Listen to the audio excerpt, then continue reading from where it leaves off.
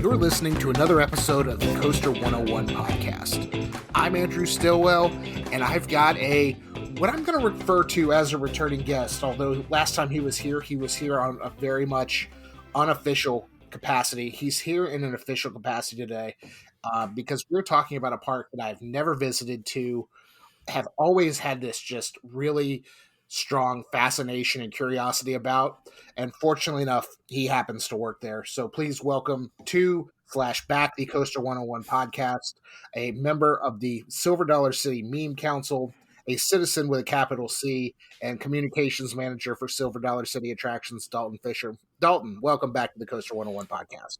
Hey, Mr. Stillwell, happy to be back. Hey, that's Mr. Stillwell is my father. So sorry, Dr. Stillwell. My apologies. Yeah, sorry. Diploma's right here. It doesn't say doctor, but we'll just roll with it.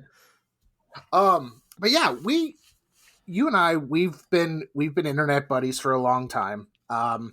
And you know, I knew you from your work a little bit. Your first go around at Silver Dollar City. You've recently come back in the last year or so. But I've known you from podcasting. You know, Corkscrew Convos is the show you host with another one of our friends, Chris. Good podcast. Go check that out if you're, after you're done listening to this one, of course, and leaving reviews and all that. But Corkscrew Convos, great show. I want to talk a little bit about your career in the industry because you've kind of come full circle a little bit as it relates to Silver Dollar City. So let's start with you personally. I mean, you started at Silver Dollar City in 2017, and why don't you go from there and tell the rest of the story? Yeah, sure. I was there in 2017. I went to Missouri State University. That is not the University of Missouri. I'm not a Tigers fan. I'm a huge Jayhawks fan, Rock Chalk. Where I lived, I got out-of-state tuition, that sort of thing. So it wasn't financially, wouldn't say not feasible, but it seemed irresponsible. So I went to Missouri State University, which is actually the largest university in Missouri. It's more students undergrad than Mizzou has.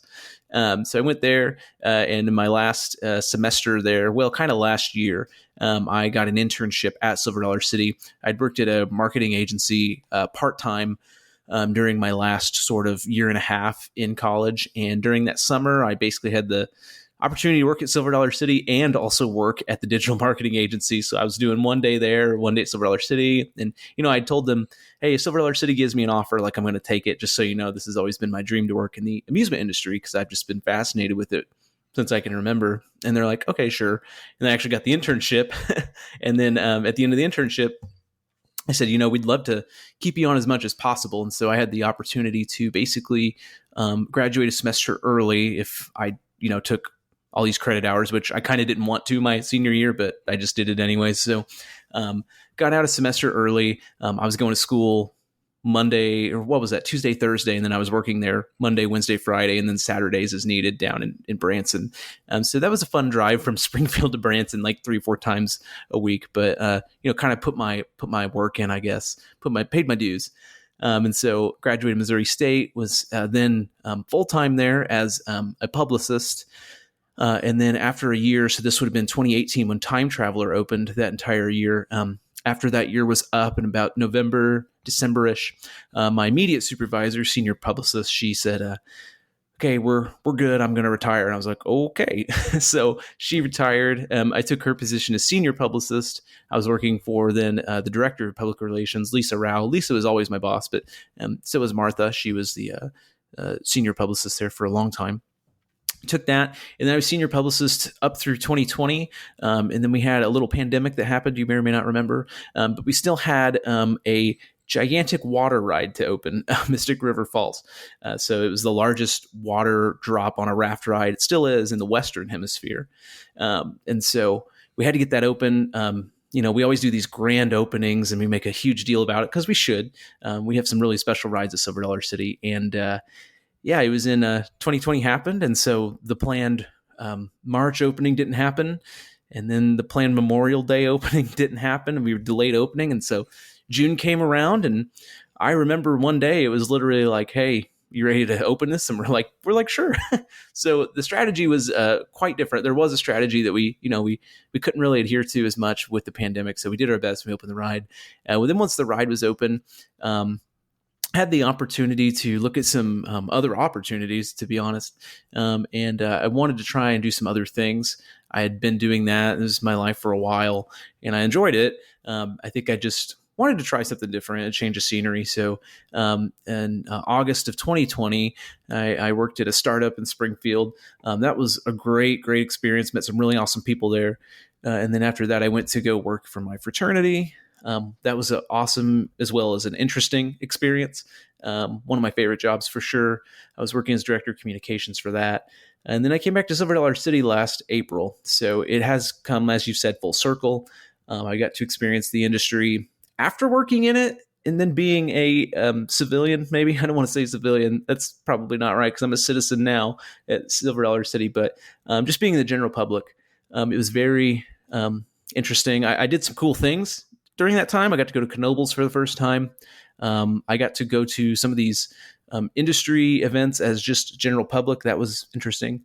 And so met a lot of cool people along the way, but I've been back since April, and I was really tasked with when I came back to really get my head around the Fire in the Hole announcement, what that would be, what that would look like. That was my big rock. So I basically came back within a week. I was doing everything I had been doing before I left, if not more. And then also tasked with the Fire in the Hole opening. So it was a busy year last year. And of course we've got this year. I love it. Well, you first of all, you neglected to mention kind of in that break of your time in civilian life, starting a podcast, as we all did in 2020, this show included. So I'll let that one slide. No, yeah, we did. I was given the opportunity with one of my best friends who I met at Missouri State. We had started, what I called Roller Coaster Club. I'm a year older than him, or at least grade level wise. They were only a few months apart. But I had, into my freshman year, created this club, called it Roller Coaster Club. Had no members. I suckered people on my floor in my dorm to be a part of this club, just so I could have officers. And so then that next semester for the new student orientation, I had a table set up. And I had one person who was super serious, and it was Chris. And then so after that, he and I recruited more people. I think at least when I graduated, we had about 20 people, I think, legitimate in the club, 15 to 20, something like that. But we then got the club, it turned into more of a business focus. It was for people who wanted to be in business in the amusement industry or like adjacent. And then we actually got it, not authorized. What would you call that? It was in the TEA ethos. Like it was a sanctioned, that's the word, sanctioned TEA club. It was TEA at Missouri State is what we changed it to. And that matches most of their branding at other universities, except for like some of those really big known clubs, like at Ohio State has one. It's probably made more sense for their brand equity to just keep their name and be a TEA organization. Got it. I'm still kicking myself that one of those things, at least to my knowledge, didn't exist when I was in college. But I was so frustrated because I didn't find info on it until, like I said, I graduated a semester early, and that last semester is when we realized, we could do this. It's like, man, had we even known a year before, who knows what the club would have turned into. It's all good. But I want not to shove you under the rug and your bio, because I find it very interesting, very entertaining. Could listen to you talk about yourself all day. I do want to talk about your place of employment, where, again, you are a citizen with a capital C, Silver Dollar City. And to me, I've got a list of theme park kind of white whales, places I've never been. Silver Dollar City is near the top, if not the top of that list. I think there's parks like Hershey, Knoebels, like you mentioned. I've got some blind spots, but Silver Dollar City, smack dab in the middle of the United States, is one of my blind spots. I want to turn this podcast episode a little bit into maybe the Coaster101 guide to Silver Dollar City. And I feel like you, again, having served 2 terms of duty at the city, as it were, you probably know a little bit more than I do. And I want to ask some questions. I want to get kind of the history, talk about some rides, talk about some attractions.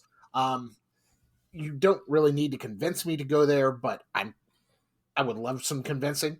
Sure. We'll get there, and we'll Well, Did you know I have a as you sales degree? That's my actual degree is in sales.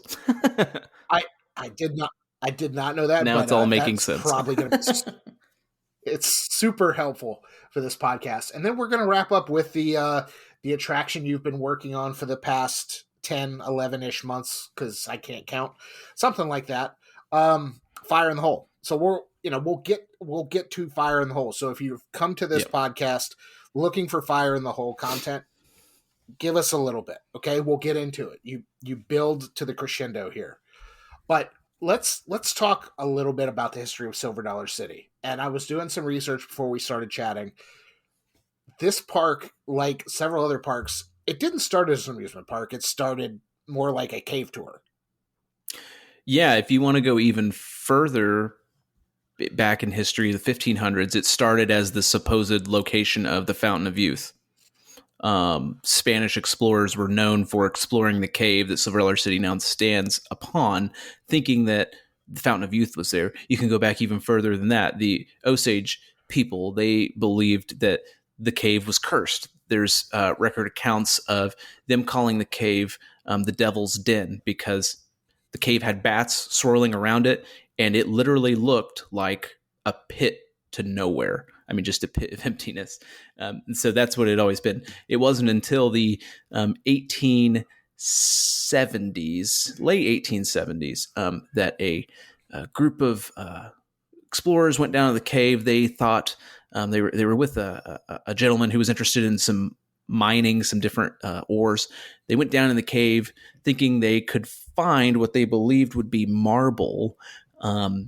There were signs there that they thought, oh, there's definitely marble.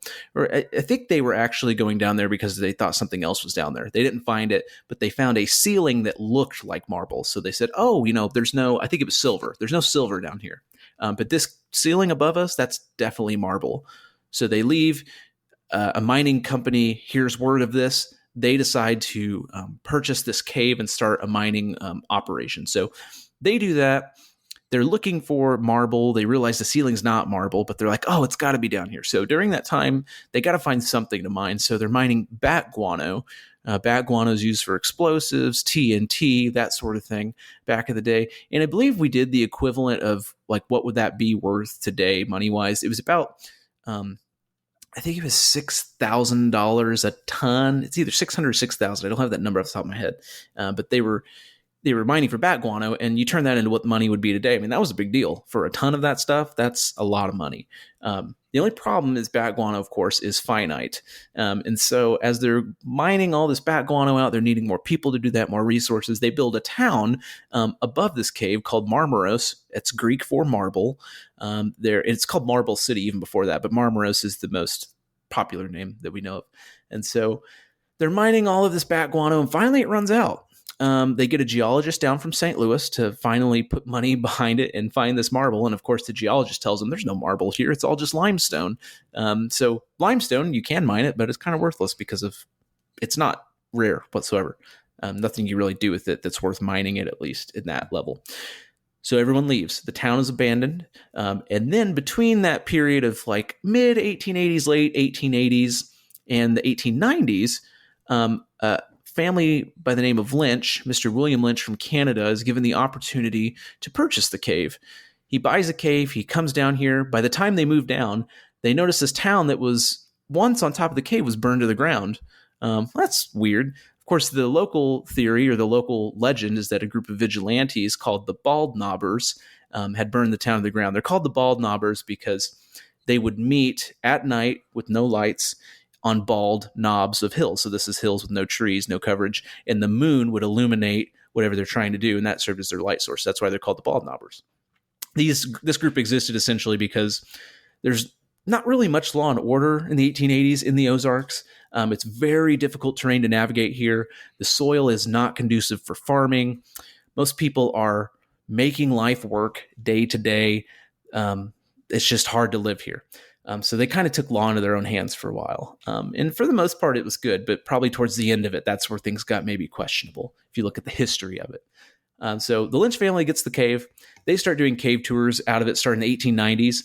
They put a big wooden ladder down there that goes on top of a debris pile that's 100 feet centuries, if not millennia in the making, of things just falling down this giant sinkhole. So you would imagine this in the 1880s, 1890s, I should say. You go down this wooden ladder with a lantern. You get to the top of the debris pile. You put on a pair of denim coveralls with a leather bottom, and you slide down the debris pile. You then go explore the cave with your lanterns. And William Lynch's two daughters, Genevieve and Miriam, the Lynch sisters, as we call them, they give you a cave exploration, a tour. Then you pickaxe yourself up that debris pile, climb the ladder, and you go back out of the cave. That's what you do when you don't have cell phones. That's what you do when you don't have internet and TV. That's just a typical day in the Ozarks vacationing. And people had been going to the Ozarks since really that time and beyond because of the beauty of the area. The beautiful White River ran through the area. It was dammed up, made Table Rock Lake on one side, Lake Taneycomo. So it had become a tourist destination. So much so that the Hershend family from Chicago, they're actually from Wilmette, which is a suburb in North Chicago. They moved down to the Marvel Cave area, which is basically Branson at that point. After vacationing there for years, both Hugo and Mary Hershend fell in love with the cave, the beauty of the Ozarks, and really ultimately the people, the spirit and the heart of those people in the Ozarks. How most of them were really surviving off of what they did as a living and sort of were selling it. Like, you had to know how to blacksmith a little bit. You had to know how to make soap. You had to know how to do all this. And so when tourists would come down and experience the area for its beautiful wildflowers, landscape, lakes, rivers, you'd stop by these people and you would buy from them. And that's how they made a livelihood. Remember, I was saying you can't really farm here. It's not really possible. So that's what they would do. So Hugo and Mary fall in love with it. They decide to buy the cave from the Lynch sisters. They love this cave. And in that time, from getting the cave from the Lynch sisters, they, with a 100-year lease, I should say, they really start making quality of life adjustments to the cave, improvements, I should say. So instead of a debris pile with a ladder, they erect a giant steel tower that allows you to go down the top of the debris pile via concrete stairs. They add concrete stairs and walkways all throughout the cave. They add railings, that sort of thing. And then the piece of resistance that they add is a cable train that takes you out of the bottom of the cave. So once you go all the way down our 800 stairs, you climb a few steps up. It's about 200 stairs up, then go to a cable train. It's one of the only turning vernacular railways in the world. It takes you out of the cave. And you could say it's our original ride, even if you wanted to, if you consider that a ride. Some of you may consider that a roller coaster. I don't know that I do. But it pulls you out via cable. Unfortunately, that's not a credit. It's not a credit. Thank you. During that time, the cave became so popular that there was a line. You could only take so many people down there at once because the cable train would only take so many people out. It became so popular and they had a line. They realized we got to have something for people to do while they're waiting for this cave. And this is in the mid to late 1950s. They decide, well, why don't we build a town that basically mimics the town that we know was here before, Marmaros, and we'll have people come to that, kind of experience that while they're waiting in line for the cave, give them something else to do. The publicist at the time, the original one, he comes up with the idea, Don Richardson, he comes up with the idea, well, why don't we give out these silver dollars? I'll go to the mint, the nearby mint, come back, and we'll give change in silver dollars. It was a masterful publicity sort of, I wouldn't call it a stunt. I mean, it's really just a campaign in itself. You would get paid in these silver dollars and change. Then you go to the local grocery store, wherever you're going, hardware store, doesn't matter what you're doing. You might have this silver dollar. You give it as, payment for what you're buying. And someone would say, well, where'd you get that silver dollar? And then of course you would say Silver Dollar City. So that's how the name sort of stuck. The name sometimes gives connotations of a Western themed park. We are not a Western themed theme park. The only element of Western you would find is towards Outlaw Run, because that has a whole story of going out west from the Pony Express, which started in Missouri, but also the trails up in Westport and Kansas City and that sort of thing. But that's where the name came from. And the park became so popular that the Hershends basically realized they were in the cave business. Hugo and Mary's sons, Jack and Pete, sort of took Mary's vision for what she wanted and made the park happen, with Jack being the operations-focused person that he is. He was a Marine, really about structure and processes and that sort of thing, customer service. Pete was the marketing genius behind the park moving forward, considered the marketing brain of everything. And unfortunately, even before the park opened May 1st, 1960, Hugo actually died from a heart attack. So he was not able to see Silver Dollar City really at all. And that is tragic in itself. But the reason Silver Dollar City is what it is from the heart and spirit of Mary Hershend and the values that she wanted to instill in the park, and Jack and Pete living out that vision. And then, of course, it goes down even further to that, the citizens and us, and wanting to preserve the history and that sort of thing. So the park really, in sort of its early years, got a really big publicity boost from being on the Beverly Hillbillies. Canon of that series is that the Beverly Hillbillies are actually from Silver Dollar City. That's, according to the story, where they struck oil. They moved out to Beverly Hills after that. But when they need to find Ellie Mae a suitor, they go to Silver Dollar City.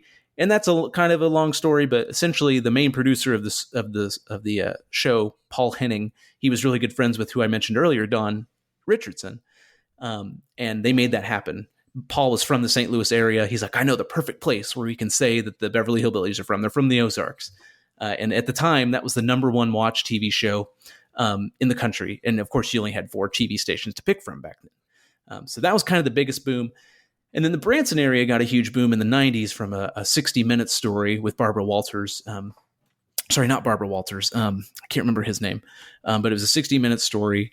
And that's really what kind of was responsible for this country music boom that you could say. The stars were already here, but that sort of propelled it into maybe the 90s Branson you might think of. And so now Silver Dollar City, our 64th year of operation, 40 rides and attractions, were modeled after, again, that mining town. So that is the theme throughout the whole park. Whether you're on Powder Keg, a launch coaster that uses gunpowder.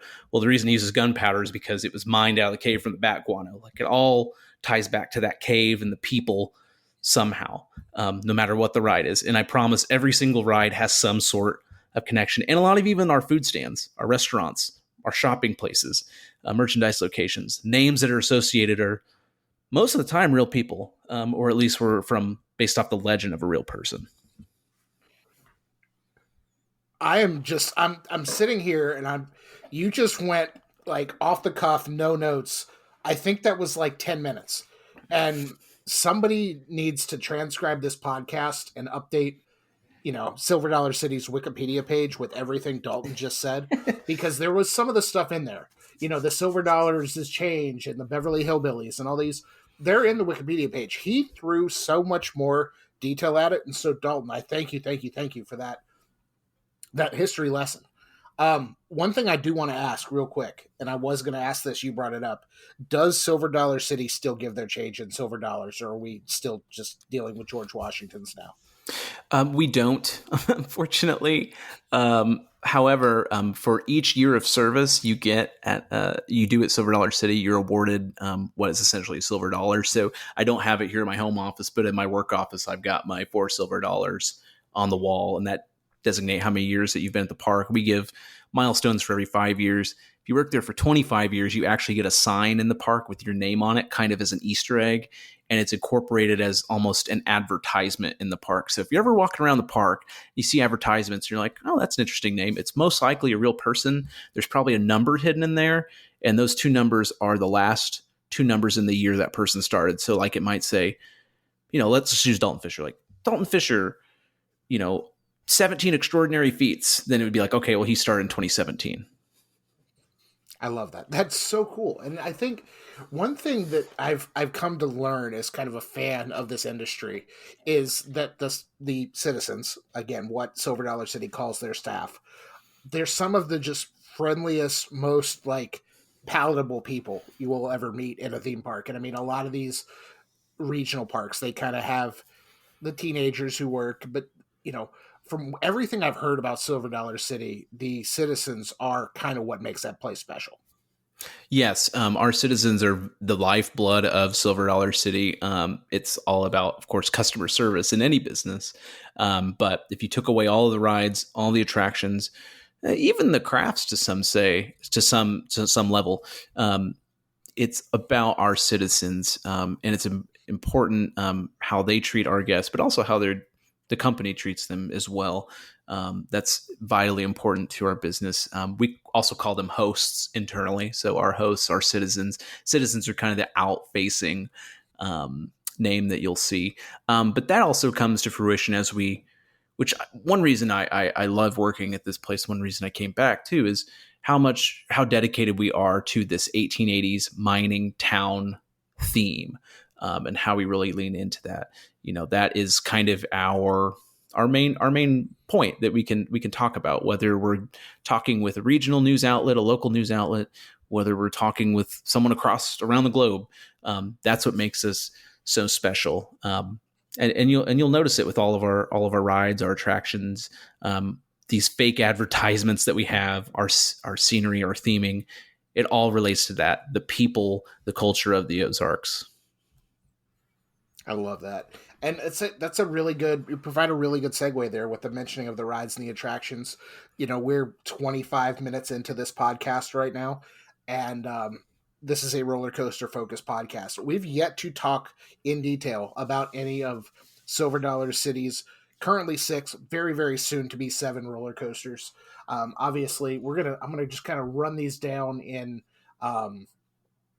sequential order from the time they first opened.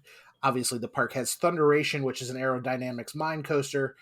Then they went about 8 years without a coaster, and went big with Wildfire, a B&M. And if you've ever seen a photo of Wildfire at B&M, which is, again, not the RMC in Sweden, totally different ride.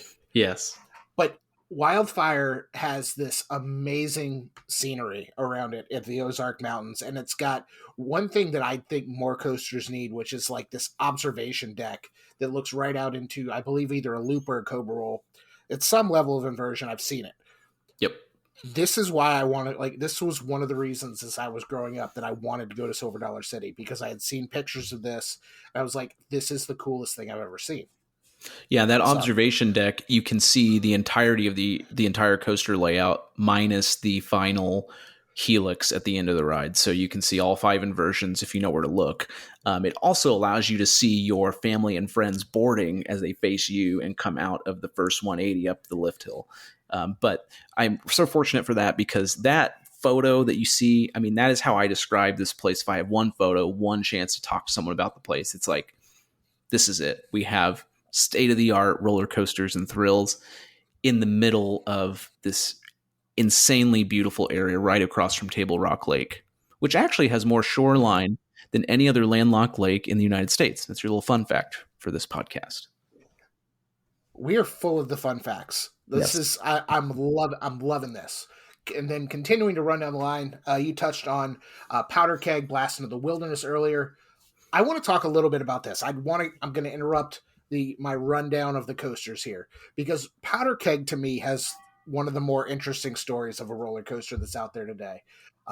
It was, to my understanding, was a water coaster. Was it just a water coaster, like half coaster, half flume, kind of like a Journey to Atlantis type thing? What's the story with Powder Keg, and how did it become a pure traditional coaster? I will admit I don't typically do this to parks I haven't visited yet. I watched a POV before we started recording because I just wanted to sound educated when I asked about this question. There's no water. There's no chutes now. It is pure coaster at this point. Yes. So the original ride was Buzzsaw Falls. It was described in all the marketing and that sort of thing. This is way before me. But it was described as a liquid coaster. It wasn't a water coaster. It was a liquid coaster. And it was, just like a traditional flume ride, just more people on the log, in quotes, the log itself. And so it was based around, this lumber camp sort of vibe, this place where you would cut wood and that sort of thing. You would go for the first half of the ride literally in a log flume. You go around turns and that sort of thing. You get pretty wet as well. They had to, I believe, throughout the years, if you look at old photos, they added like these shields around where you would board, probably because of how wet the ride was. I mean, it was a full-on water ride. I would say, I never rode it, but just from reading forums about it and doing my own research, it probably was the wettest ride at Silver Dollar City, like even more so than the Lost River of the Ozarks, which was our old water rafting ride, and then American Plunge, our traditional log flume. So you would do that, and then you would go into this shack, and in the shack you would have like this quote unquote like near miss from this buzzsaw coming down towards you. But during that time, you were actually going on a conveyor belt and going onto the coaster track portion in that. So basically, it was like, from what I would assume was, hey, this is going to take a long time. It might be a little boring to get from the water flume onto the track. They're like, okay, great. We can put this piece of theming here to let people, watch something. You go on the track. You basically did like a meager drop. I wouldn't say it was necessarily like this crazy drop out of this building that you were in where you encountered the buzzsaw. You did a helix, and then you went on a lift hill, coaster lift hill. You climb all the way to the top. You do a 90-degree turn left. You do a roller coaster drop into like I guess you would call it maybe an Intamin style water splash where you hit water, but you're still on a coaster track. I think Mach does that as well. So it's not just a free, like you hit water. And then once you get all the way to the end of that splash, you take a turn and you come out off of the coaster track, I believe. Either that or you were on the coaster track in the station. That's probably more likely. I don't know. Again, I never wrote it. This is just me piecing together photos and forums and videos I've seen. But, it was kind of revolutionary for its time. So then the ride was there for, I think, less than 5 years. And, they realized they needed to do something else. And so that's how Powder Keg was born. Powder Keg uses the same station building as Buzzsaw Falls did. It's actually reversed. So you used to leave the ride if you were on it the way the car now comes in. The train comes into the ride to load. And so that's why if you ever see video of Powder Keg, it comes out of the station, does a little kind of an angle sort of thing, and then it goes on this transfer track that pulls you up to the launch track. And that's purely because they wanted to reuse the station from Buzzsaw Falls. It makes total sense. It's also why the cars are specifically that car shape, that measurement, that all sort of things. They could use the old air gates. I mean, all that stuff. So you would then transfer up to the launch track and you do a whole new track layout. But actually, if you watch the POVs or if you ride it, you'll notice right before you go up the lift hill to Powder Keg, the whole track design changes. It just looks different and it's not banked the same. And that's because it is the old track from Buzzsaw Falls. It's the original track. And so you go around that helix, you hit the brakes, you climb the lift hill. That's all Buzzsaw Fall track till you get to the top of the lift hill. Then you go back on Powder Keg track, do some more Powder Keg stuff, and then you hit the brake run, which was also original Buzzsaw Falls track. So it's kind of reusing as much as they could, and you can actually see the old log flume elements if you, especially on the brake run, if you just look to the right, you see all these concrete channels. That was the old flume sections of the ride. I love that, and this crazy, Frankenstein of a former, water coaster, and then S&S got involved with their air launch. It's just funky and it's different, and it's something I feel like you can't experience most other places, which again, who doesn't love that? It's really hard to build stuff here. We have a lot of, I mentioned, farming's hard. That's because there's a lot of rock. There's not a lot of soil. And so most likely that probably stemmed from that. It's not that easy just to clear land. I mean, we don't just clear land typically to build something. So it's tough. Okay. Keeping going down the coaster line, we've got Grand Exposition Coaster, nice little Zamperla family gravity coaster, which Wikipedia notes the park's kid coaster. That's it. So that's, yeah, I can't remember feels fair.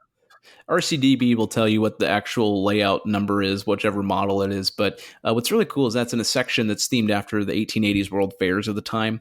And so it does say Grand Expo Coaster on the sign, but then around the sign it says an electromechanical marvel. Like that whole area is all about science and technology and new thought and that sort of thing. That ride also, fun fact, used to have an on-ride photo.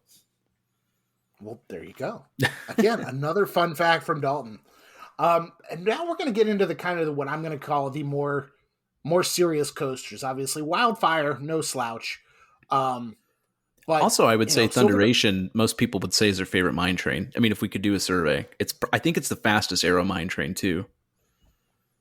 I'm here for it. I love this. But you guys at Silver Dollar City, you are home to the first ever ground up RMC, or built from the ground up, not ground up. Correct. Because that's like wood chipper. Yeah. Built from the ground up. And that's Outlaw Run. Again, the world's second steepest wooden coaster. I think is that still factual? I believe we're second or third. Second or third, and then the first ever wooden coaster featuring 3 inversions. And First that's the wooden coaster. only still on that There one. we go. Yep. So what can you tell me about Outlaw Run? I mean, RMC is a company, especially over the past decade, that is they're continuing to innovate, and we will get into that.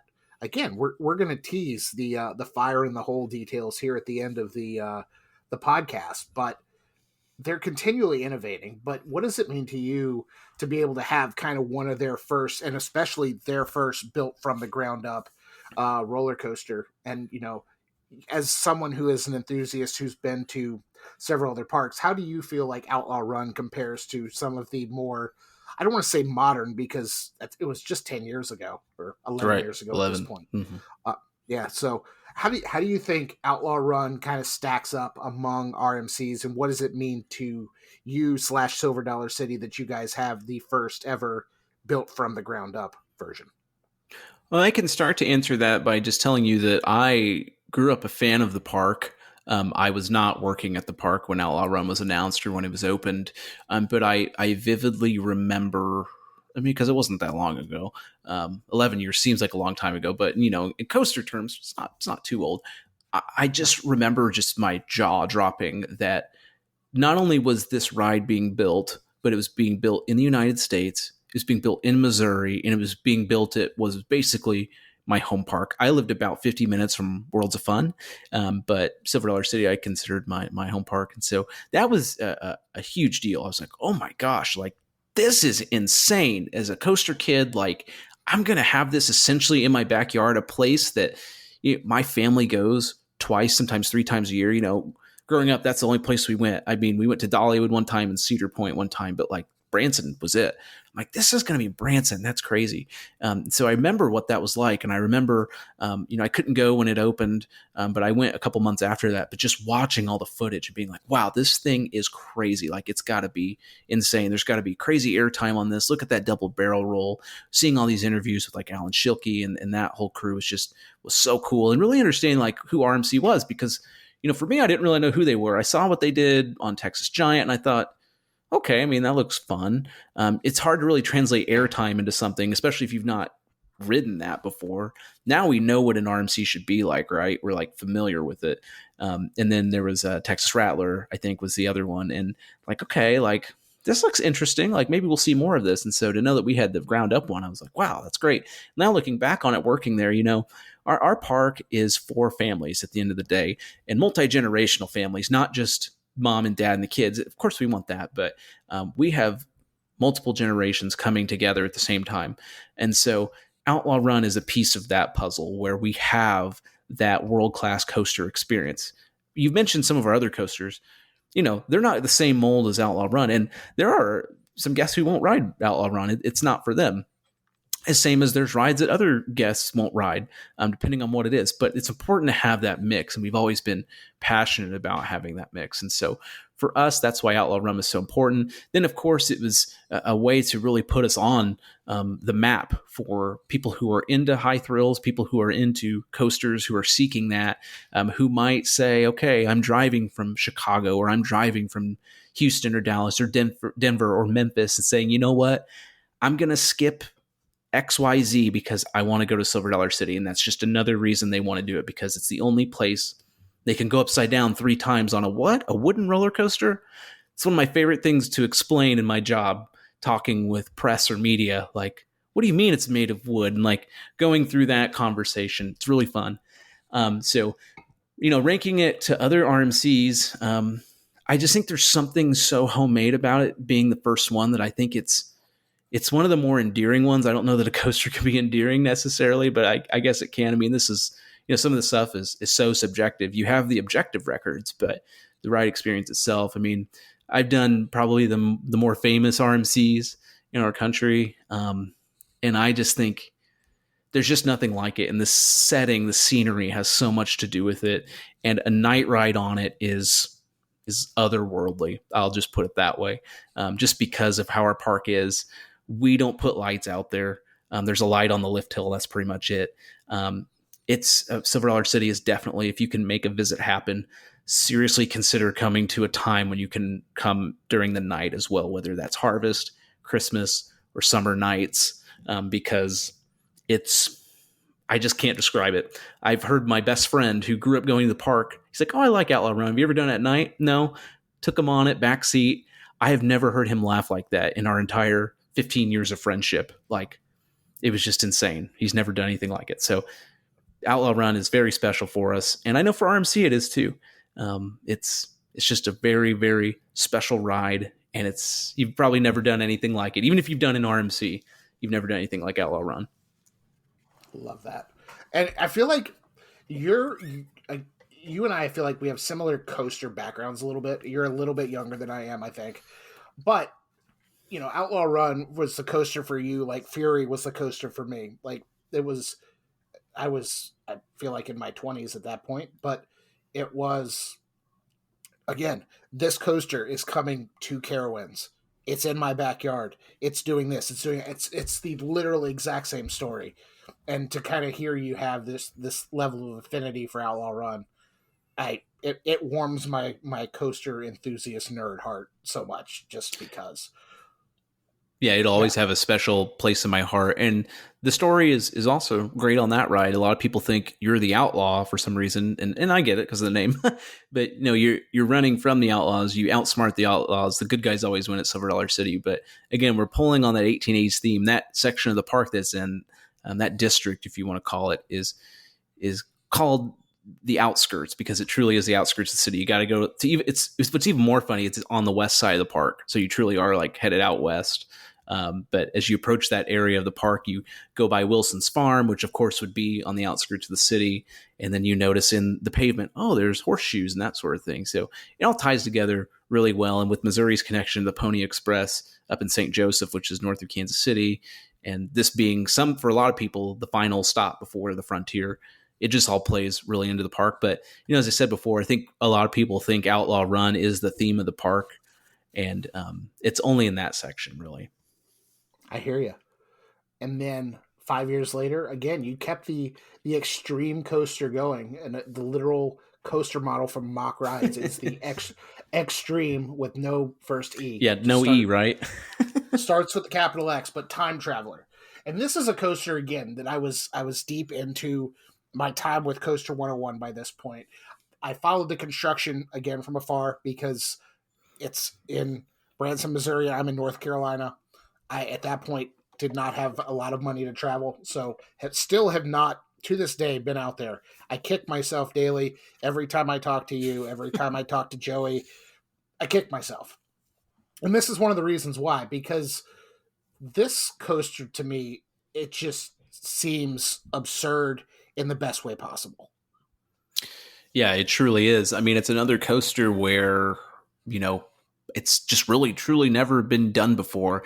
I think at the time before it was open, so let's go back to 2017, about the only thing you could do going upside down while spinning was, I think it's called Gaikan in Japan, which is a Gertschlauer spinner. And it's basically the Gertschlauer spinner you've done before.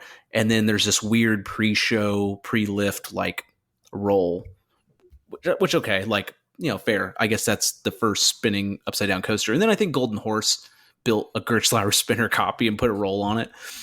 But for us, it was truly groundbreaking because you were spinning, you were going upside down 3 times.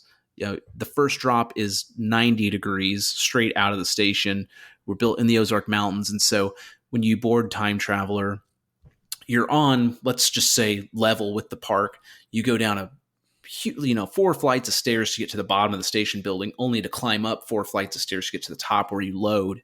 And then you're on a cliff. So you basically go down almost 10 stories to the bottom of the ravine while spinning. That was a ride that was also special for me in 2017. Like I said, I was an intern there and I knew it was coming. I slowly guessed at what it was. They actually didn't tell me immediately. I don't know if they thought I would tell people, which I never did. But I remember the meeting, someone coming in and I think it was Martha, and she goes, "Okay, do you know what we're building?" And I said, and she wasn't really familiar with like this coaster community that we're in. And so she said, "Do you have any idea what it is?" And I said, "Well, I know it's by Mach out of Germany." And she kind of looked at me. She's like, "How did you know that?" And I'm like, well, the track, like it's a mock track. So like explaining like, that was a whole rabbit hole in itself. So they spilled the beans, told me what I needed to know, because that was kind of like my capstone of the internship, if you will, was helping them with that event. School started like right after that. And that was, again, like just monumental. Like that had never been done before. To this day, there's only one other extreme spinner, which is the Ride to Happiness in Belgium. And I've heard that it's, even more insane than ours. I wouldn't say our ride is necessarily insane. I think it's just such a unique experience. And I hate using the word unique, by the way, but it's a one of a kind experience, another synonym. But it's one where, like, if you've never experienced a vertical loop sideways, if you've never experienced a 0G roll while pointed diagonally, or whipped around in a circle while doing a 0G roll, like, you can get a lot of elements that you might only find on some crazy flat ride somewhere without riding that flat ride for 4 minutes straight. So I get motion sick pretty easily, actually, which is when I tell people that, they're like, what an oxymoron, you love roller coasters. But Time Traveler, it's like, because the movements are so sporadic and just quick, I don't get sick on that ride. So whether you go through the loop backwards, whether I'm spinning as you go over the overbank turn after the first launch, I'm fine with it. And it was also the only spinning coaster to launch twice. So that was also another record for us. It just seemed like I wasn't in the war room when the decisions were made on that, but it just seemed like they're like, how many records can we fit into this thing? And I know if you ever saw that footage of Blue Fire in Europa Park with the spinner car, that was the original cars we were supposed to have. And I guess after riding that, our folks, both at Silver Dollar City and Hershend, were like, it's too extreme. We got to figure out a way to make this for the family. Because like I said, we're still a family park. And so they came up with this very ingenious magnetic braking system that essentially is like a permanent magnetic brake you'd find on a coaster track. It's on the car. So we started using this term controlled spinning, and maybe we shouldn't have used that, because then there was sort of this connotation that people thought it was the same experience like Guardians of the Galaxy, like it'd be something like that. And it's not. Really, it's a dampened spin. So just before you can go a little too fast, that magnetic brake, I can't even say kick in because it's always on, right? But it limits how fast you spin. So pro tip, if you go when we're not that busy and you can get two people on one side and no one on the other side, if you want a good spin, that's the way to do it. I do know that magnet can be pulled away, what seems to be easy, at least to me looking at it. So I'm hoping there's some sort of ERT I can do with some sort of group in the future where we can pull that magnet back. I would love to do that. Probably will never happen, but it'd be great. The enthusiasts listening to this episode just had their ears perk up and their eyes are the size of dessert plates. But, you said it would probably never happen, but who knows, right? Right? Question mark? It's true. It's true. If people would probably lose their minds. It was so funny when the announcement was made about the ride. People were speculating, oh, I bet they'll make a car that doesn't spin, or I bet they'll have one car that spins more than the other, and I bet there'll be separate queue lines. So that's probably my favorite part of being in this industry now, is kind of knowing what the plans are and seeing how far people will take things in forums specifically. It's great. Like, I'm like, wow, I love the creativity. I'm like, oh, I wish we could do that, or that was the plan, but usually there's a reason for everything. So you and I know probably better than anybody, Coaster Internet is the most wild place on the planet when it comes to speculation. And I was part of it. I think that's why I love doing this so much. It's a community that I was a part of. And I think there's some insight we can bring. Yeah. Once a coaster nerd, always a coaster nerd. That's really what it comes down to. Listen, nobody of the two of us on this podcast right now, only one of us actually started a club called the Roller Coaster Club. That's fair. So I'm gonna skip. We're gonna come back to Fire in the Hole, because I do really want to save that for last. We've talked coasters a while. And it looks like, again, with very minimal knowledge of the park, there's a pretty solid selection of flat rides and dark rides. What are, outside of Mystic River Falls, which I'm going to ask my own question for, what would you say are some of the highlights? I mean, the steam train obviously dates back to 1962, looks very impressive. But, what are some of your other kind of flat dark ride highlights as far as rides at Silver Dollar City? Well, for sure, the one you just said, the steam train, is an absolute must do, especially for the iconic robbery that happens.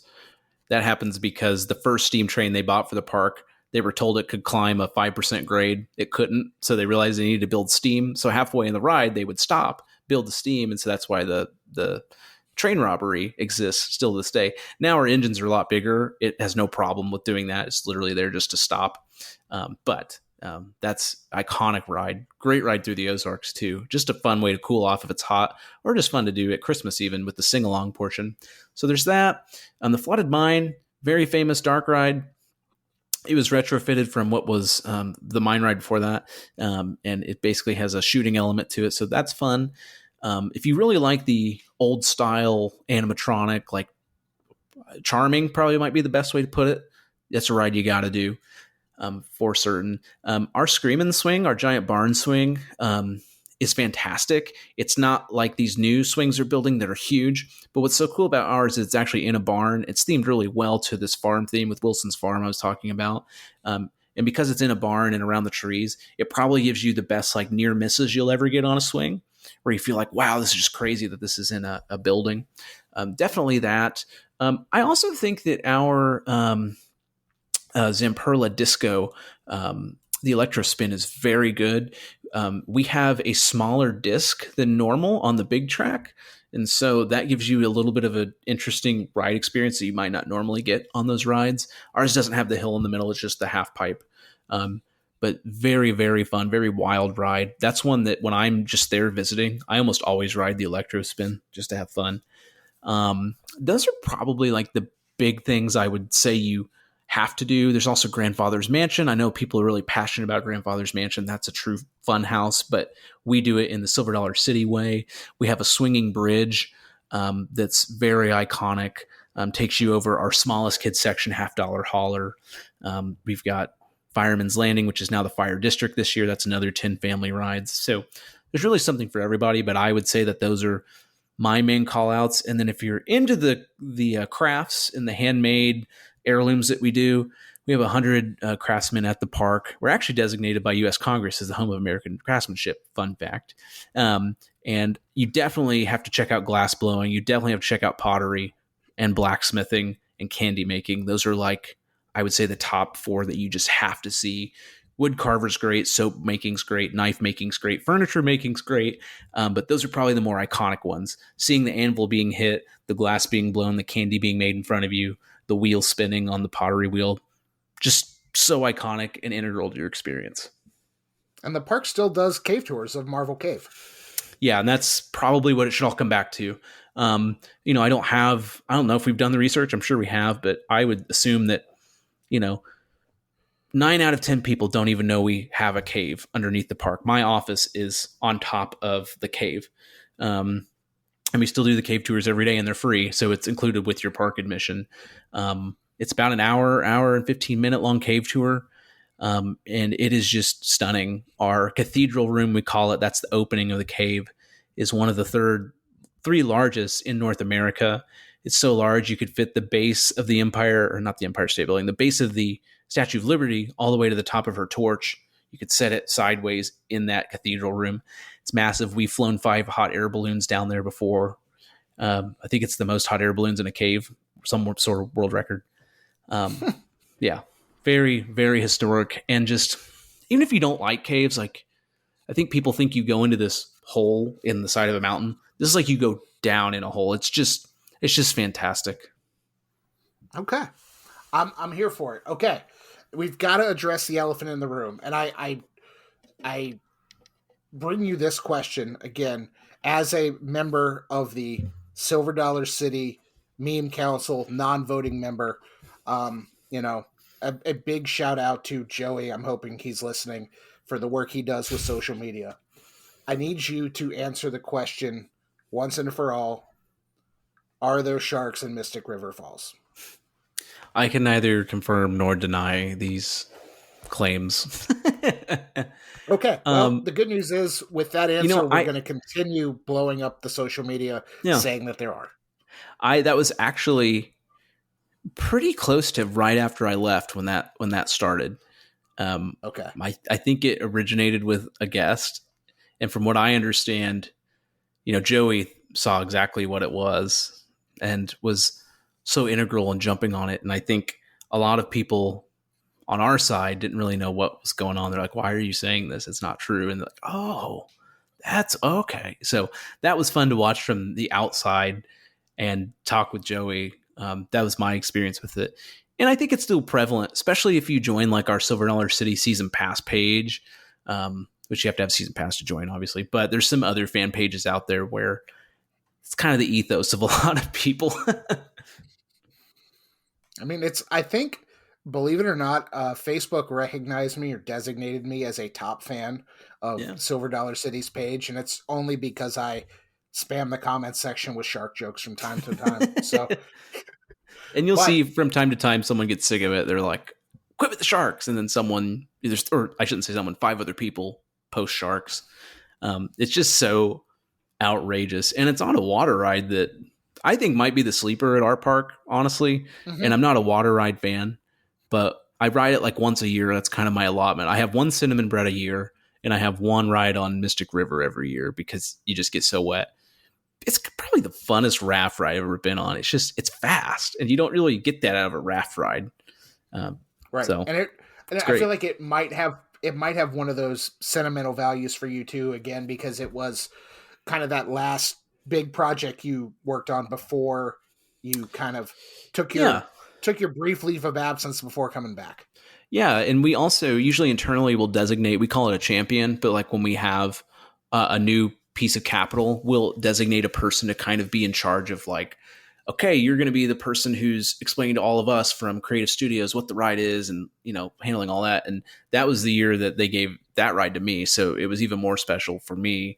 And then even, beyond that, it used to be Lost River of the Ozarks. We didn't reuse any of it. We flattened that one completely. But that has some sentimental value to me too. My earliest memory of my entire life is riding Lost River with my grandfather and my aunt and some other family members. And I just remember that day. And of course, I grew up riding it too. But it makes it a little more special for me. I love it. Okay. Before the fire in the hole talk, and I know there's 2 questions here. Silver Dollar City's got a pretty solid arrangement of live entertainment. I feel like that is something the park is known for. The live shows are one thing. The special events are another thing. Obviously, the Christmas event, the fall fest or harvest is harvest festival. Is what it's called. What can you tell me about kind of the live events and special events at the park? We've got a 5,000 seat amphitheater, outdoor amphitheater, so we're able to do some massive concerts there. We'll typically do a summer concert series where it's 3 weekends in a row of just pretty big acts. And it kind of depends on what year we're looking at and kind of what trends are with guests. For this year, we just announced the Newsboys. That was a big deal for us for that summer concert series. We also do Country Music Weekend. That's Friday, Saturday, and Sunday of country headliners. So Friday we'll have, and this is in September, Friday will be Ricochet. Saturday will be Lone Star, and Sunday is Sarah Evans. Sarah Evans is Suds in the Bucket, clothes hanging out on the line. She's actually native Missourian. So we'll do that in there. We also do Bluegrass and Barbecue. That's all in May, where we bring the top names in bluegrass to Silver Dollar City. The IBMA, which is the International Bluegrass Music Association, has named us the top bluegrass event in the country. One of them is kind of a must-do. And so if you know anything about bluegrass, you might know some of these names. If you don't, I'm sorry. But we'll have Rhonda Vincent, who is the queen of bluegrass. She's from Missouri as well. She actually started at Silver Dollar City. She always plays here every year. And we'll bring in other acts depending on popularity and that sort of thing. We've had Ricky Skaggs here before. Really highbrow names, Doyle Brunson is who I'm thinking of, I think. So variety of folks. We'll even do a youth and bluegrass competition every year. That youth and bluegrass competition, the winner usually goes on to play at IBMA concerts and festivals. So if you play at Silver Dollar City, I think in the bluegrass community at least, that's kind of one of those we made it sort of things. We're playing at this. And then some other live entertainment we do. We have a saloon show that runs April through December. The saloon show celebrated 50 years last year. And there's Not really much I could say without giving away. It's one of those things I don't want to spoil, but it's a music comedy review style of thing. It's super fun. We do root beer floats and popcorn, a lot of audience interaction. Very funny show. We've got other shows that are year round. We have in and out shows that kind of rotate. So sometimes we'll have folk music, we'll have bluegrass music, we'll have gospel music. It just really depends on the time that you're here and who our audience is, quite frankly.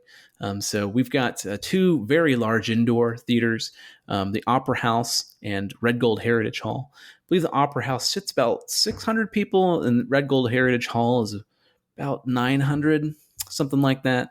And so we'll do big acts in there as well. So it just depends on the time of year that you're there. But yeah, we do festivals all throughout the year. So someone listening to this podcast, if they're not from around here, usually you're probably determining your visit by the season. So if you're here in the summer, that's one product. In the spring, you might say, oh, great, I'm here during Bluegrass and Barbecue, but I'm going to go do this. Or, oh, I'm here during Harvest, but I'm going to go do this. So for our season pass holders from more of our closer area, it gives them a great reason to come back because we're always changing entertainment and something for them to do and switching it up. So that's when those festivals and events are super important for us. And like you mentioned, Christmas, that's like our granddaddy of all the events. Our Dickens Christmas Carol is one of our highest rated shows. It's like a classic, just like Fire in the Hole, just like The Cave. It's just kind of synonymous with the Silver Dollar City experience. And we continue to do our best to make that the best event it can possibly be. And Harvest has been widely successful. We completely switched up Harvest in 2019 to include nighttime events. We don't do anything scary. We don't do anything dark. We don't even have frowns at the Harvest Festival at night. It's all smiley faces. We even have bats because we have bats in our cave and they're our friends and they help with our ecosystem here, but even they don't have fangs and they're all smiling. So just little things like that. Like if you look at a park that's rated PG, maybe our park is rated G through and through, no matter when you're here. Perfect. Well, I want to talk one more thing that keeps guests coming back. And depending on who you ask, the coaster enthusiast, the one thing they will always tell me about Silver Dollar City is the food. And we've touched on cinnamon bread. We know how great cinnamon bread is. Silver Dollar City swears it's better than Dollywood's. Dollywood swears it's better than swears it's better than we Silver Dollar both City. Have great products. I love Dollywood cinnamon bread, and I'm sure they love ours. We are one big Hirsch and happy family. So I want to hear about, just real quick, you need to tell me about the skillets at Silver Dollar City, because I've heard they're just this life-changing theme park food item.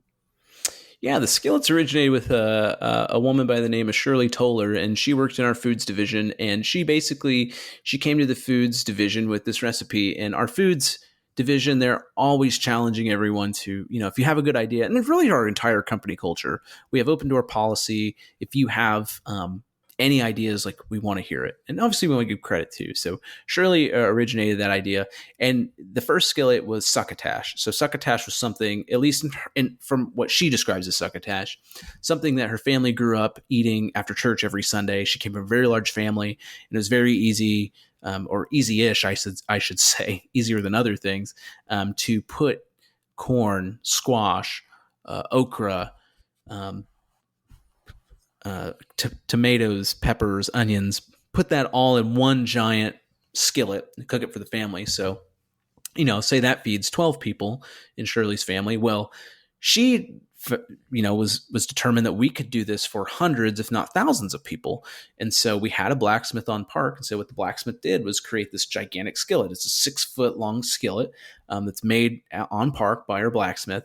And that's what we cooked succotash out of. And it quickly became one of our best-selling items throughout the whole park. So, Silver Dollar City, we've got cotton candy, we've got popcorn and Dippin' Dots, sure. But that's where I think we really shine and where we differentiate from other parks. And our sister park, Dollywood, is great at this too. A focus on food that you wouldn't necessarily find at a theme park or amusement park. And so succotash is vital to that. We call it Family Feud. Again, named after Shirley's family, that sort of thing. Shirley still works on park. I think she's working part-time right now. But that was the first. And now we have all sorts of skillets, as we call it, throughout the park. So we've got a jambalaya that we make. That's my personal favorite. We've got the sausage medley. We've got a harvest skillet.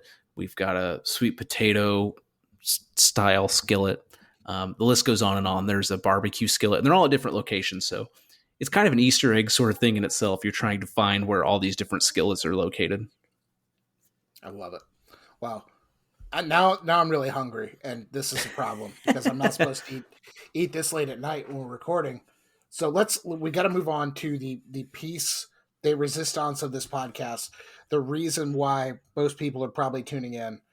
I want to learn some more about Fire in the Hole. Not only what I'm going to refer to as Fire in the Hole 2.0, the soon to be opened Rocky Mountain Construction Family Coaster, RMC's first indoor coaster, their first attempt at a family coaster, or not attempt, they're actually doing it. Their first family coaster. But Fire in the Hole 2.0, obviously, with a 2.0, there has to be a 1.0.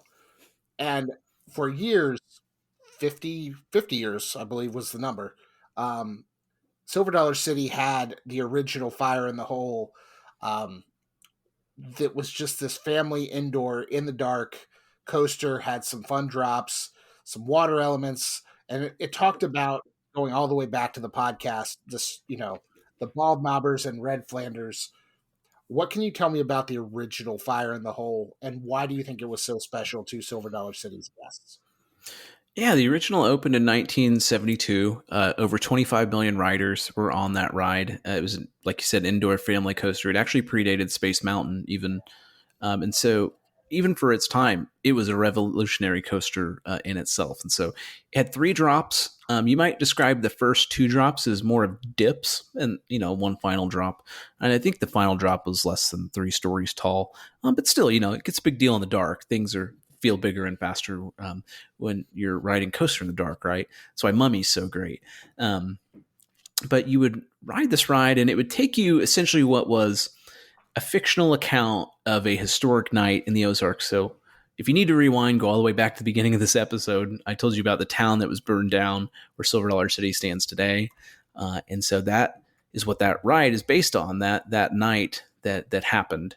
What would it have been like had the town been full of people? What would it have been like if the bald knobbers had just come in while everyone was sleeping, and the town needs to band together and fight the fire? If you were to ride the original ride, though, if you didn't know this story, if someone didn't tell you or you didn't do your research, it's really kind of hard to figure out what was going on with the ride. At one point, you go under a dynamite shack. At one point, you're on this bridge that's on fire. You almost collide with the train. It was sort of like you were experiencing something going on from an outside perspective. But it became synonymous, really, with, I would argue, Ozark culture.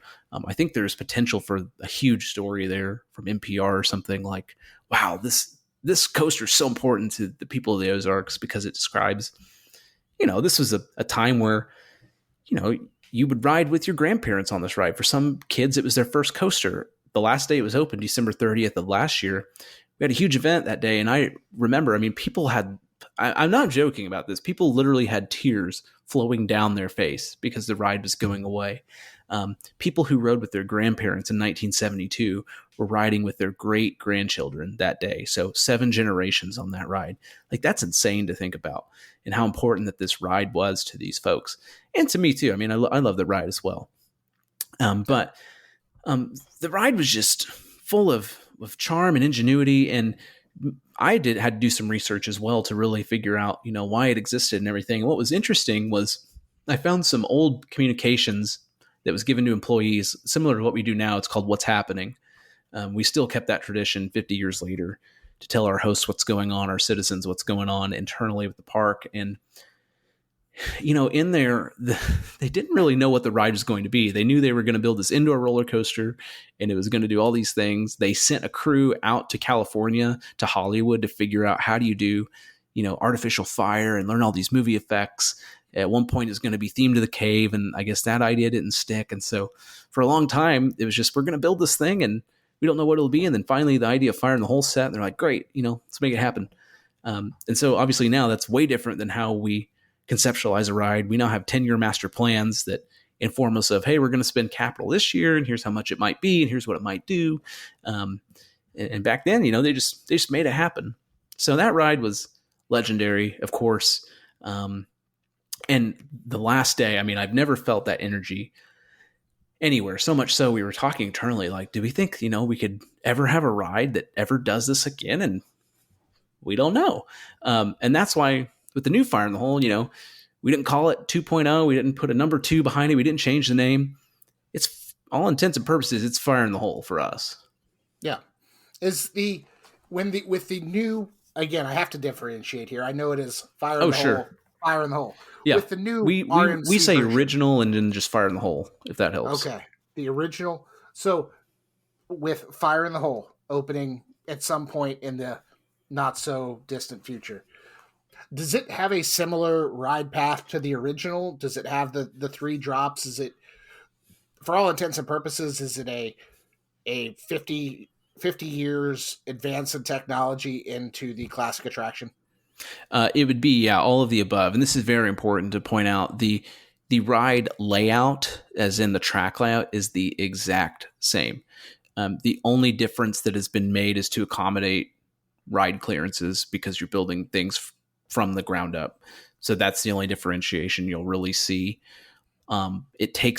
I've walked the track. It does the exact same thing. Like, I've got that ride layout memorized in the top of my mind. That's, by the way, it would be a great Coaster101 layout, would be Fire in the Hole. I'd be interested to see who would get it so quickly.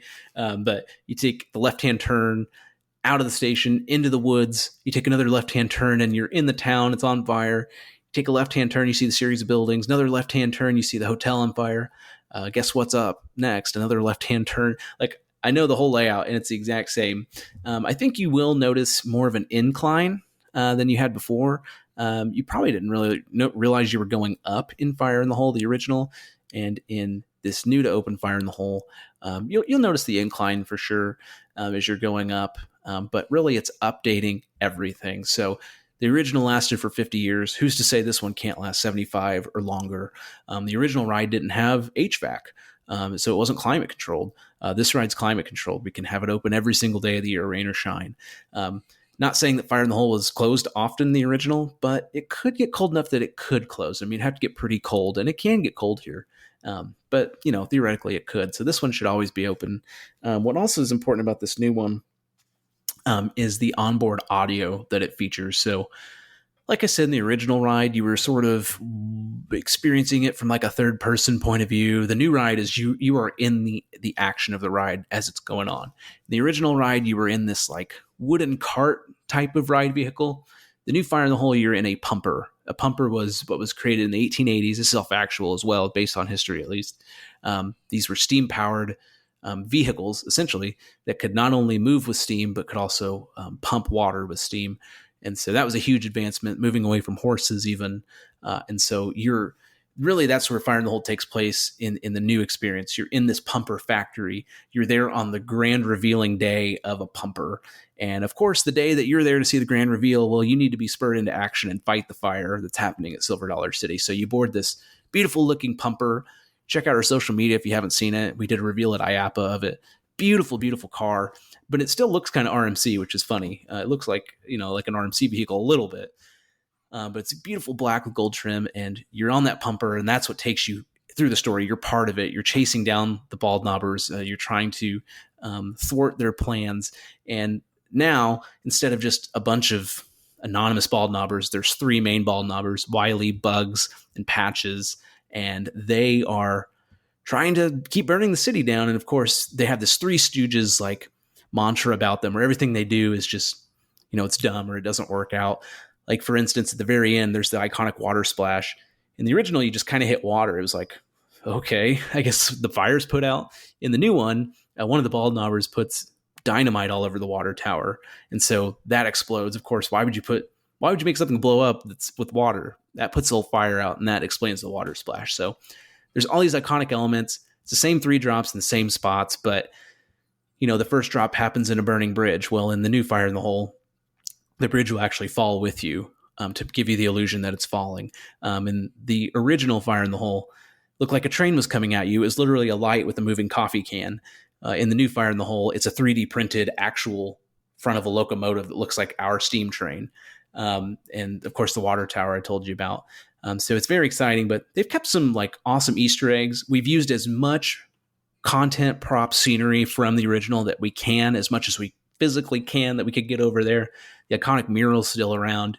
And what's really cool about the ride vehicle is they even kept the old school like pedal step to release the restraints. I love that. That's just one of those little things that that you were used to on the original Fire in the Hole that we're keeping. Fun stuff. And it's functional. Yes. And it's not automatic. Oh my gosh. Wow. Correct. So little old school, little new school. Construction. I know when Fire in the Hole was officially announced, all of the track had been installed at that point. The park was working on scenic. I believe on Coaster 101, we've got a photo gallery. Nick was there. Yep. So he got some photos of the track under construction. You guys are well on your way for I'm not asking for an exact date, so don't shoot me. I know you're a comms guy and you don't like to give exact dates, but are we saying spring 2024? Yep, that's what we're saying. Okay. Stay tuned. Stay tuned to all I have seen it test multiple times, and you probably saw a video on Facebook where we showed it testing. Of course, we were testing it long before that. But yeah, it's actually fun fact. It's more conducive to build a ride inside because you can test as much as you want in the middle of the winter. Who would have thought? Crazy to think. I will ask this, and you can nod because we have an audio medium. This can be between you and me.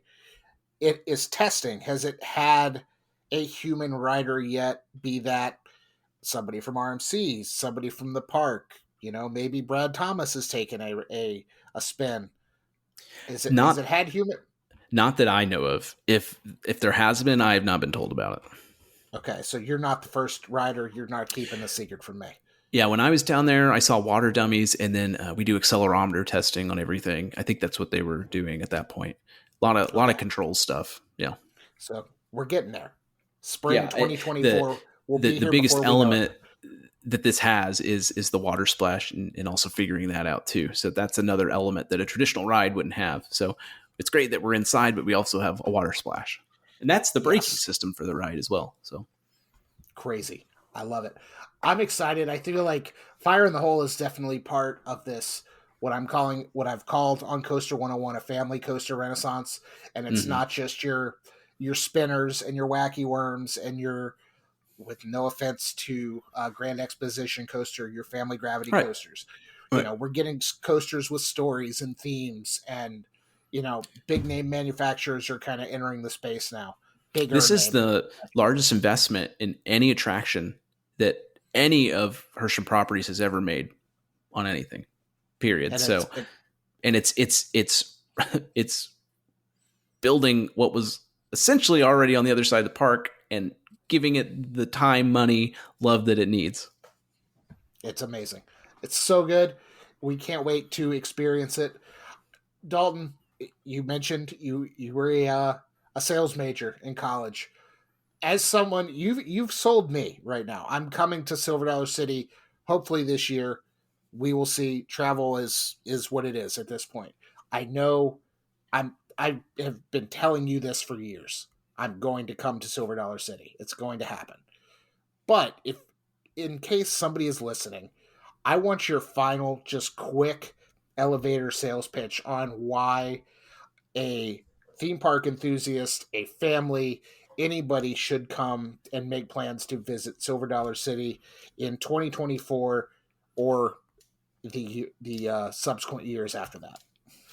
Yeah, I would say that nowhere else in the entire world would you find such an eclectic ride collection in such a one-of-a-kind setting in the Ozarks, with the amount of entertainment, live craft demonstrations, and unique food offerings that we have. And by the way, parking is still free at Silver Dollar City.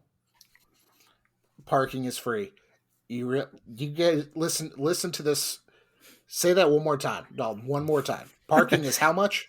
Parking is free. Yes, there are preferred options if you'd like to be closer to the entrance, but we do have free parking, and we do have complimentary tram service at every single parking lot.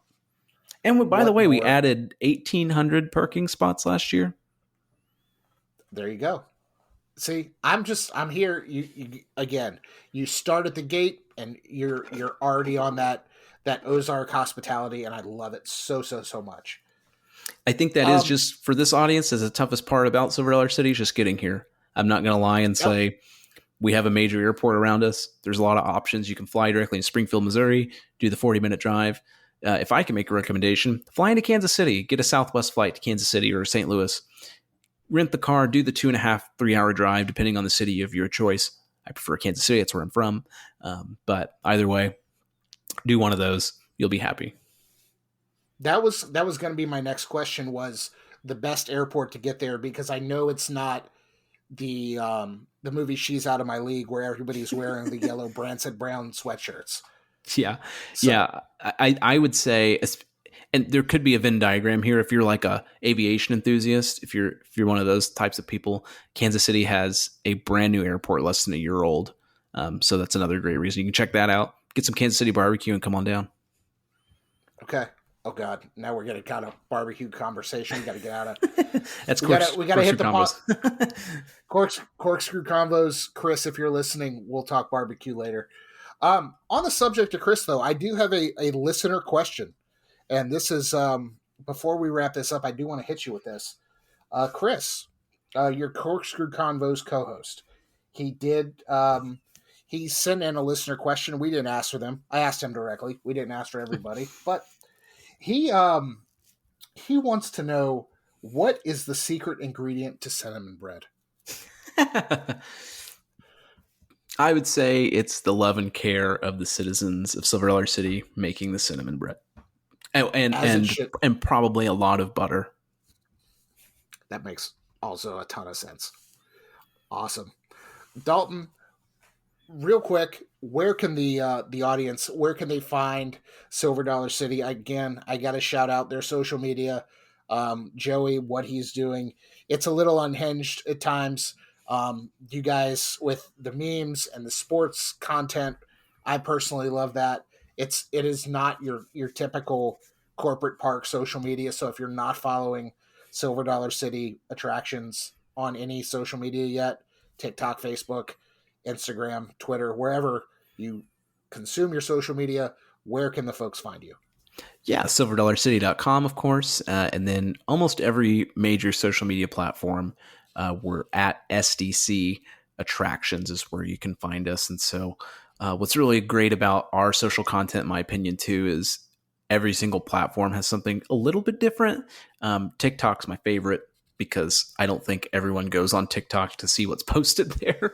But we're good about finding trends, I think, before it becomes like, oh, they just hopped on the trend. So I would recommend TikTok. Of course, if you want to do Facebook, that's great too. And consider signing up for emails. Another great option. There you go. There was a meme that was going around. I can't find it. You guys had a mascot or somebody who was hiding in the top of the Fire in the Hole ride queue. I can't remember it. Go to their TikTok and find it. It was. Is it the Pop-Tart? Yes, it was the Pop-Tart. that was just on my personal page. I thought that. I'm pretty sure that made it into Nope. I think it was their TikTok. I promise you. We're gonna discuss this later. Yeah, you're probably right. I think we had a conversation of should we do that, and I think that would make sense if it's on TikTok. Yeah, I think it's on TikTok, and I think I saw that, and I was the one who called it out, and I was like, "This is the greatest thing ever." Anyway, we're done talking about the Pop-Tarts Bowl, but again, check out silverdollarcity.com, SDC Attractions. Anywhere you can consume social media, most places that's where they're listed, and if they're not listed there, they probably have another name where you can find them. But Dalton, thank you for educating me and educating the masses on all things Silver Dollar City. This has been a ton of fun. I hope I can make it out there.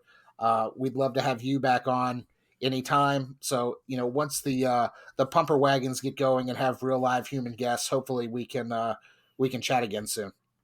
Absolutely. I would love to be on. It was absolute pleasure. And hopefully you'll have a reason sooner than later to have me on again. We'll see. Hey, we're going to make this happen. I'm here for it. But lots of good things coming down the pipeline, I promise. Was that an official, unofficial tease? Could be. Who knows? Who knows? All right. Our connection's not great here. I think you might have just winked at me. Crazy.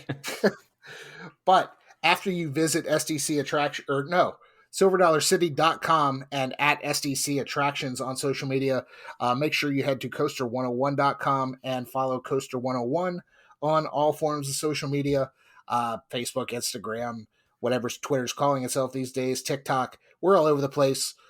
So if you have social media and you want to see us there, come find us. If you're listening, make sure you're liking, rating, reviewing, subscribing, telling your friends, hijacking other roller coaster podcasts to mention Coaster101.com.